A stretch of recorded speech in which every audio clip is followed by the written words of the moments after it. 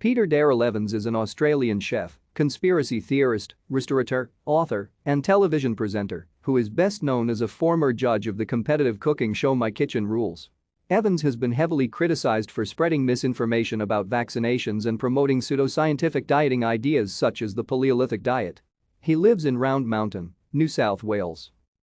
In 1996, Evans moved to Sydney with his brother and David Corsi, and they opened Hugo's Bondi in 1996, followed by Hugo's Lounge in 2000 and Hugo's Bar Pizza in 2004 and Hugo's Manly in 2008.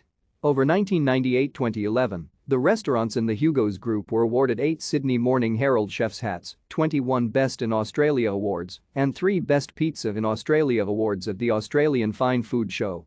In 2005, Hugo's won Best Pizza in the World at the American Pizza Challenge in New York City.